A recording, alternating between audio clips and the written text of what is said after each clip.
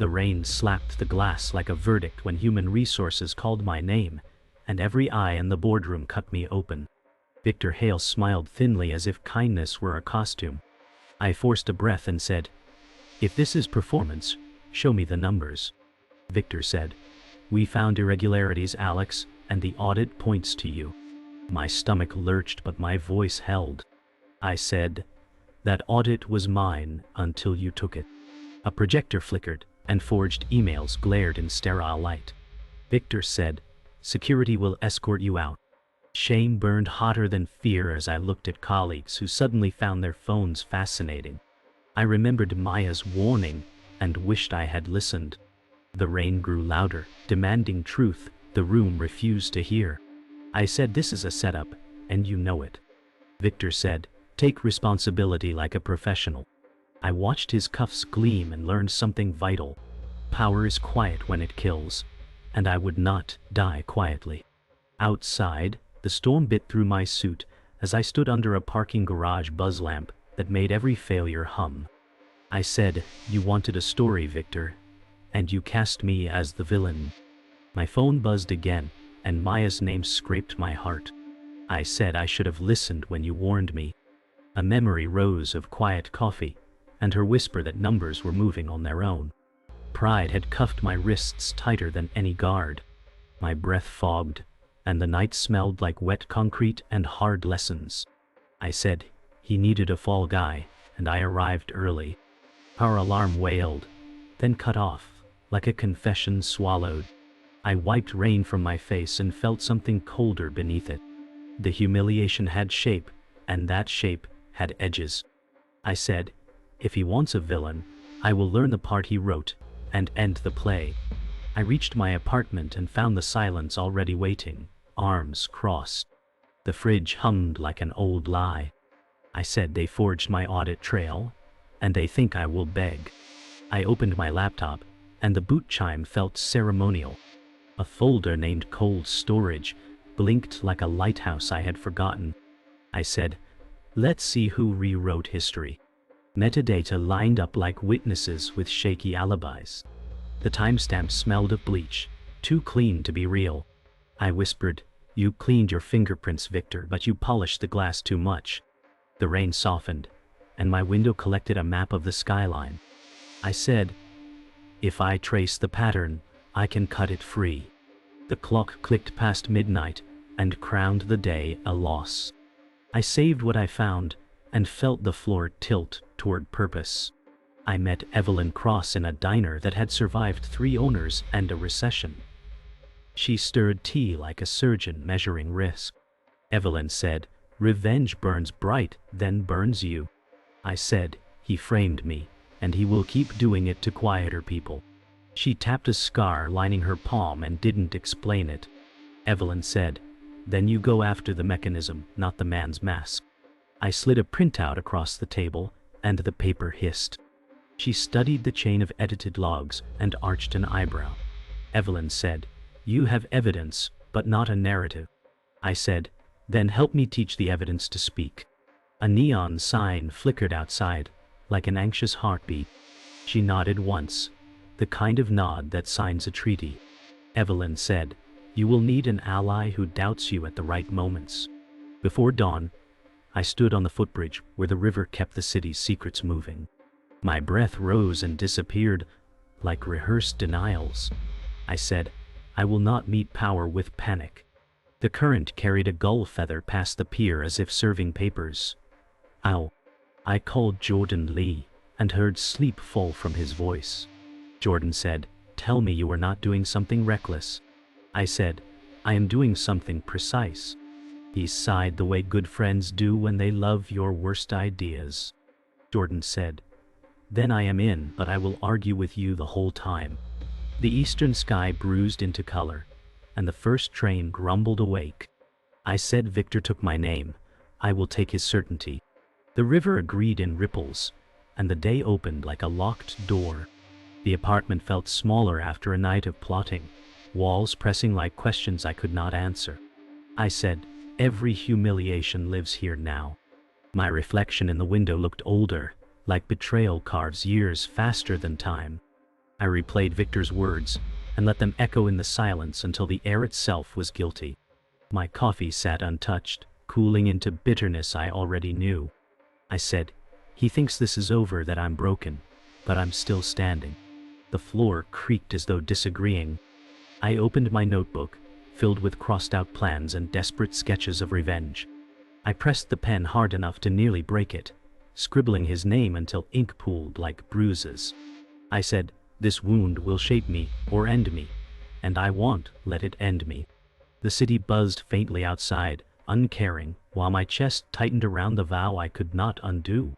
I walked past the old park where Maya used to read on her breaks, the benches slick from last night's storm. The emptiness stabbed sharper than any insult.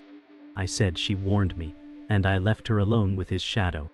I remembered her voice trembling when she told me files were shifting without her touch. She had looked at me like someone drowning who hoped I was the rope. Now her absence filled the park louder than the rustling branches. I said Victor didn't just frame me, he silenced her. I placed my hand on the wet bench, fingers cold, and felt guilt heavier than rain. I promised her in that moment, I will not let your warning vanish. I will use it to cut him down. The pigeons scattered at my voice, and I stood alone with the echo of what betrayal leaves behind. Evelyn's office smelled like old books and sharper regrets. She leaned back, eyes narrowing, at my restless pacing. Evelyn said, "Your rage is louder than your strategy." I stopped and gripped the edge of her desk until the wood creaked. I said, "He used her death to bury his trail." She studied me like a surgeon deciding where to cut. Evelyn said, "Then you must dissect his empire, not just strike at him." Her hands, scarred and steady, folded over each other like truths she had already buried. I dropped the folder of forged data on her desk, and the papers fanned like broken wings. She said, "You are building a fire. Know this. Flames don't choose what they consume." I met her gaze and said, "I will choose. I will make sure the fire only finds him." Outside, thunder rolled again, as if it still remembered the first betrayal. At night, I dreamed of the audit room where truth was drowned. My mind replayed the projector's glow, but this time, the emails whispered like living things. I jolted awake with my chest heaving and sheets clinging like restraints. I said he lives in my head rent-free, but I will evict him. I scribbled every detail I could recall, from the smirk at the corner of his lips to the cufflinks catching sterile light. Each word on the page felt like binding him to the story I would rewrite. I whispered, "You won't win by haunting me. I'll make you regret every shadow you cast." The clock blinked 3 a.m., mocking, and I shoved the notebook closed with a violent snap. The night pressed close, but I refused to suffocate. Instead, I sharpened my memory into a weapon. The next evening, Jordan sat across from me in a bar where the wood smelled of spilled whiskey and second chances. He frowned at the scribbled timelines I slid toward him. Jordan said, "You're digging your grave with blueprints." I laughed without humor and said, "Then I'll make sure he falls into it first." He scanned the notes, his brow furrowing like storm clouds gathering. Jordan said, "You've crossed into obsession, Alex." I leaned closer and whispered, "Obsession is just commitment sharpened." The jukebox crooned in the background, a song about betrayal that hit too close. Jordan rubbed his temples and muttered, "Fine, I'll help, but I'll fight you every step." I raised my glass and said, "That's all I need. A witness and a friend willing to argue with me until the end." He clinked reluctantly, and the deal was sealed.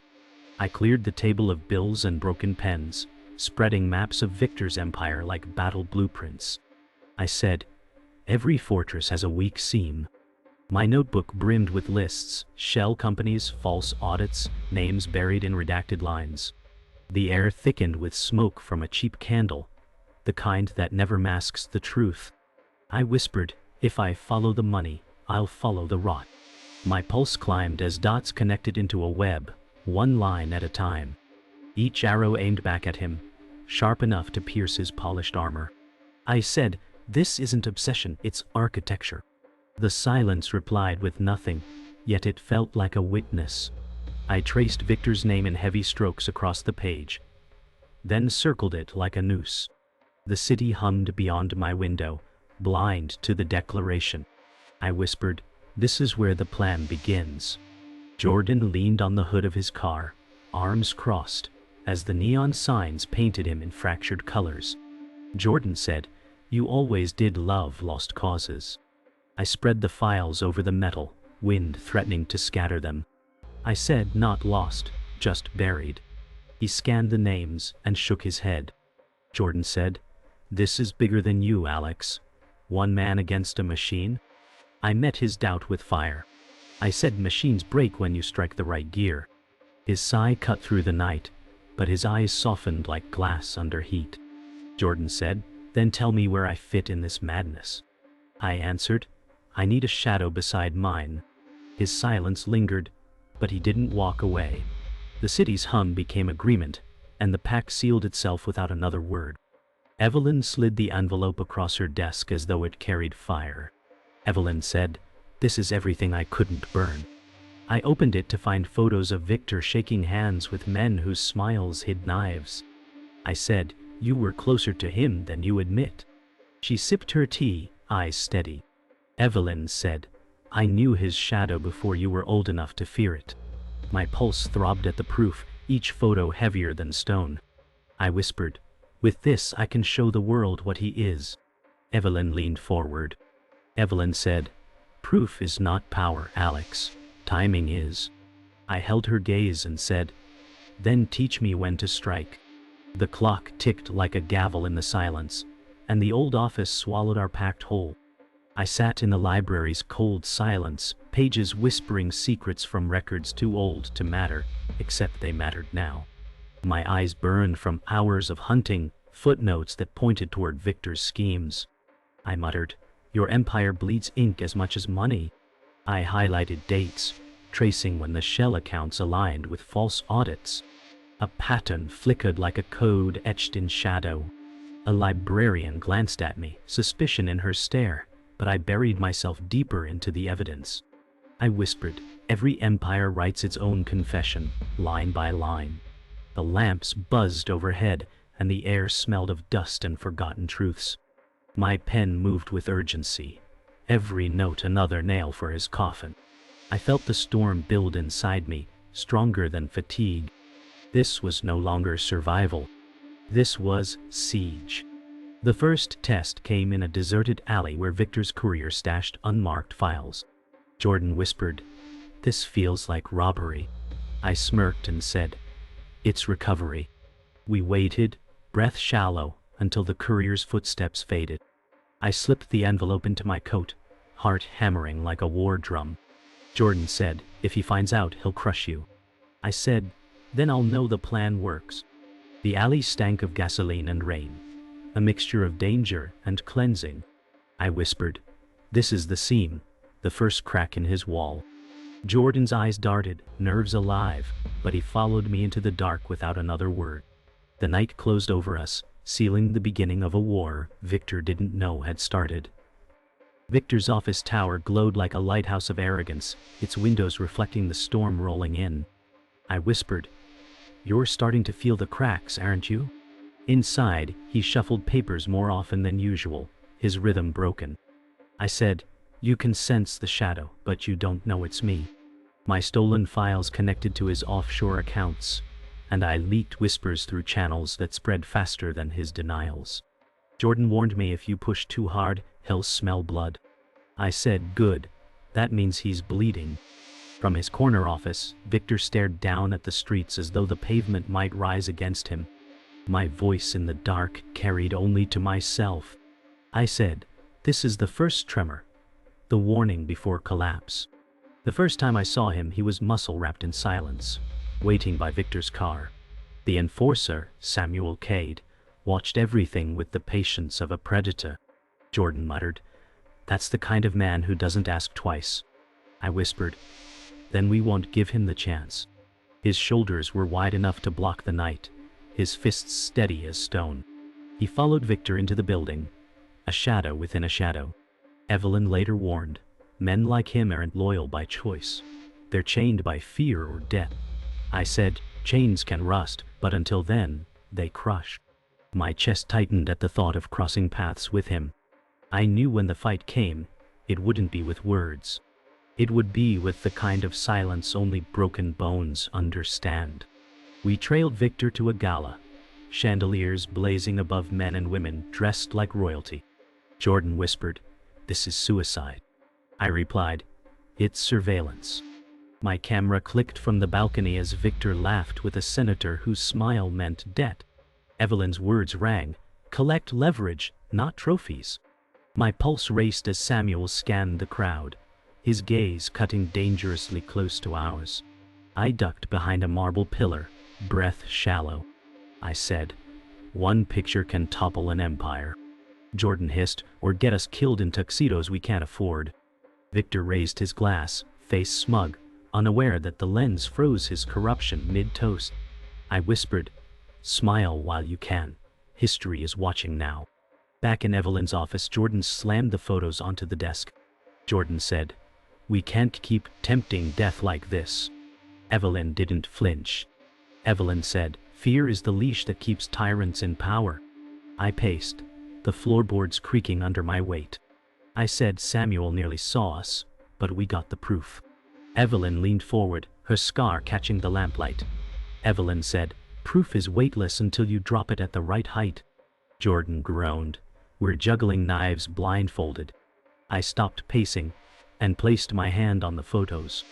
I whispered, "Then it's time to learn how to juggle sharper." The room tightened with silence, broken only by the ticking clock, as if time itself waited for our next move. The night after, I stood alone on the rooftop, wind tearing at my coat as the city pulsed beneath me. I said, "Fear feeds him, but it feeds me too." The skyline blinked with secrets, and I held the stolen photos tight against my chest. I whispered, "I will weaponize every truth he buried." Lightning forked above, splitting the sky like a verdict. My voice hardened against the storm. I said, "Victor Hale believes he writes the story, but tonight I picked up the pen." My heart thundered with the storm, but it wasn't panic. It was resolve.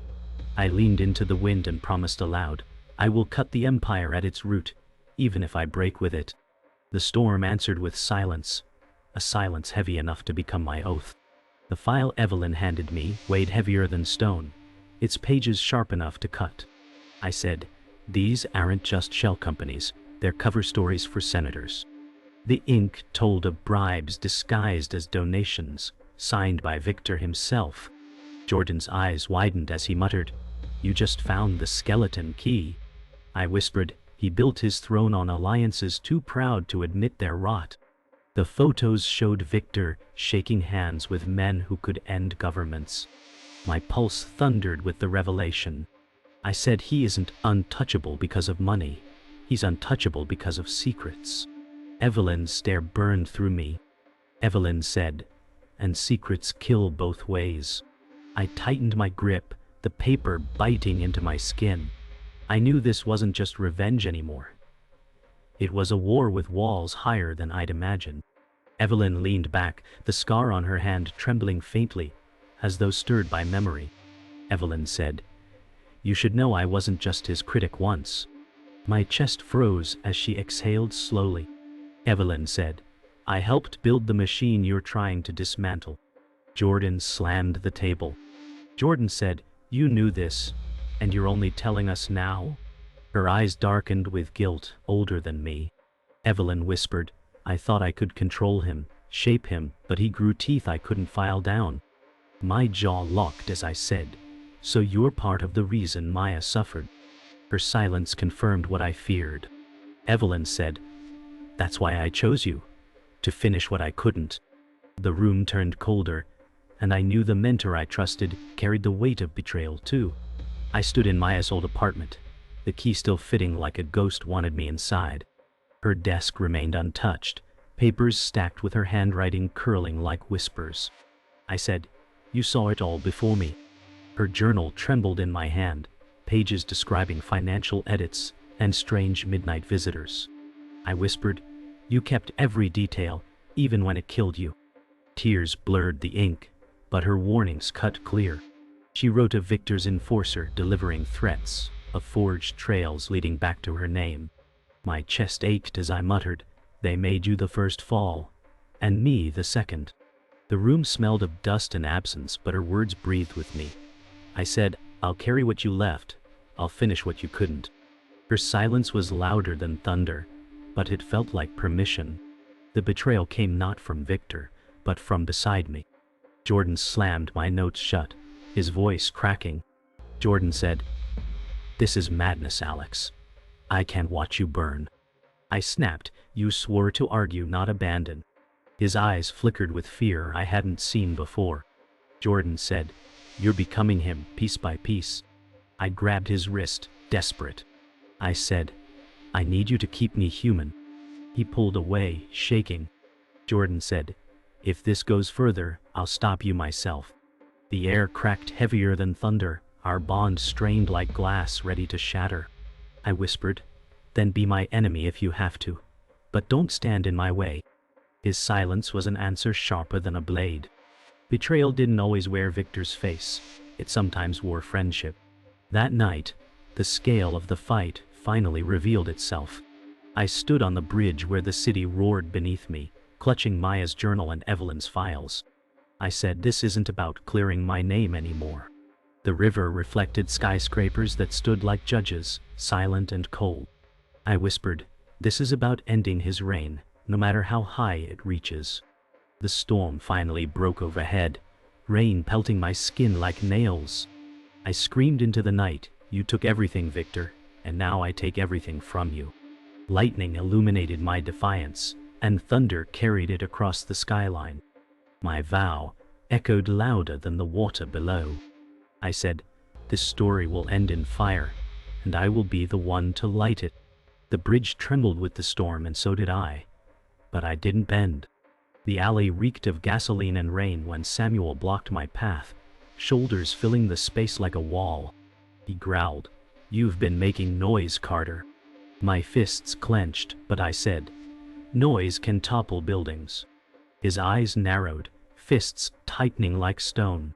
Jordan's warning echoed, but this was my fight. Samuel swung, the air cracking, and I ducked, knuckles scraping brick. I spat blood and laughed bitterly. I said, "You're guarding a crumbling kingdom." His glare sharpened as he lunged again, but I drove forward, rage sharpening into precision. His strength was raw, but mine was fueled by betrayal carved into bone. I whispered, "You're not my enemy, but you'll break before I do." The rain hit harder, drowning the silence between blows. Jordan dragged me from the fight, my ribs aching with every breath. He shouted, "You'll kill yourself chasing this ghost." I snapped back. I'd rather die than let him win. His eyes softened, torn between loyalty and fear. Jordan said, "You're not the man I knew. You're burning too bright, too fast." I gripped his arm with desperation. I said, "Then stay close enough to pull me back when I fall." He turned away, rain dripping from his chin. Jordan whispered, "If you cross the line, Alex, I'll be the one to stop you." His words carved deeper than Samuel's fists, but I nodded. I said, "Then stay ready because the line is closer than either of us wants." Silence wrapped us both, heavy as chains. Victor's gala roared with laughter, but I slipped through its edges like a shadow. My camera lens drank in his smirk as he shook hands with men whose smiles hid weapons. Evelyn's voice echoed, "Proof means nothing without spectacle." I climbed the balcony, clutching Maya's journal, and whispered, "Tonight your empire cracks." Victor's speech thundered across the hall. He said, "Integrity built this company." My laughter cut into my teeth. I clicked the projector remote, and images of bribes and forged audits splashed across the screen. Gasps rose, champagne glasses froze mid-air. Victor's face blanched, his smirk breaking for the first time. I said, "Integrity dies with you, Victor." The silence afterward was sharper than applause. Me. Victor's mask cracked fully as Samuel pushed through the crowd, eyes blazing with fury. I whispered, "Too late." The truth is already alive. Guests scattered like startled birds, murmurs turning into shouts. Jordan grabbed my shoulder, yelling, "We have to move." I pulled free, my eyes locked on Victor's trembling hand gripping the podium. He shouted, "Lies, all of it," but his voice cracked under the weight of exposed secrets. Evelyn stood by the exit, her gaze steady, no longer mentor but judge. "I said you forged my name, Victor, but tonight you signed your own death warrant." Lightning flashed through the glass ceiling, thunder shaking the chandeliers as the empire collapsed in whispers and stares. The confrontation narrowed to silence when we stood alone on the rain-slick rooftop. Victor sneered, "You think the world will side with a nobody?" My chest burned, but I said truth doesn't care about status. He swung first, desperation cracking his polish. I countered with fury, sharpened by years of betrayal. We grappled near the ledge, city lights, a grave waiting below. Victor hissed, "You're nothing without me." I whispered, "No, I'm everything because of you." With a final surge I drove him back, his foot slipping on the slick edge. His eyes widened with disbelief as his body toppled into the storm. My breath came ragged, my fists trembling, but the vow was sealed. Revenge had teeth, and tonight it bit back. The storm faded, but the rooftop still reeked of violence and rain.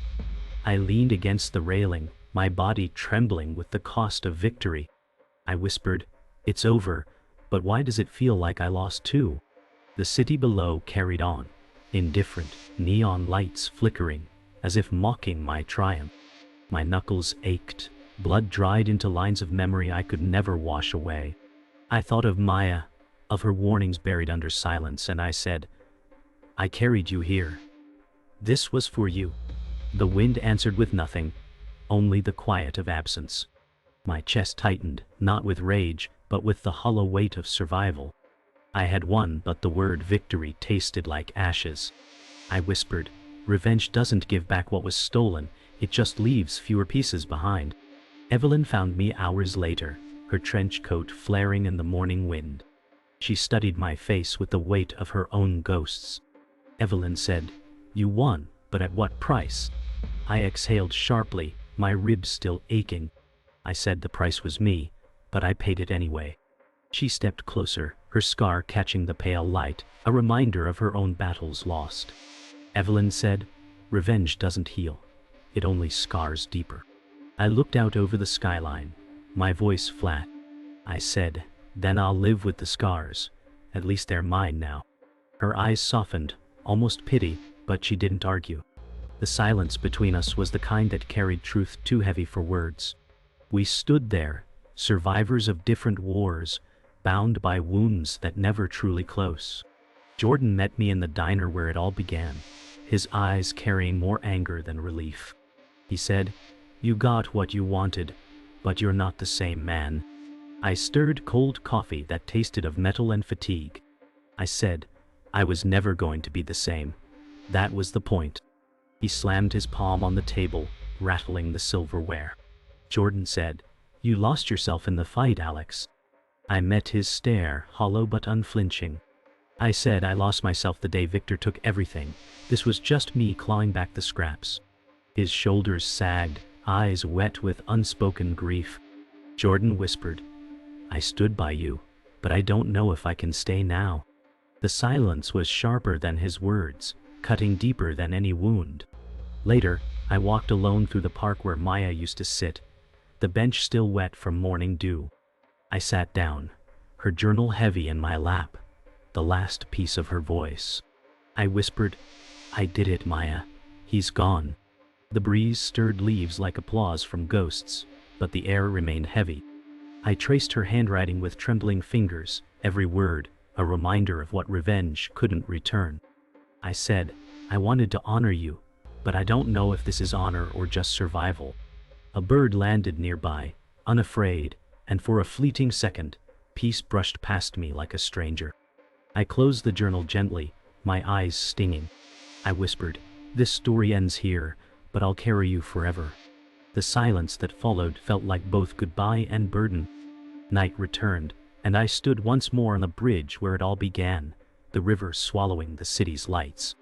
I whispered, "The man who fired me is gone, but the man who rose isn't the same."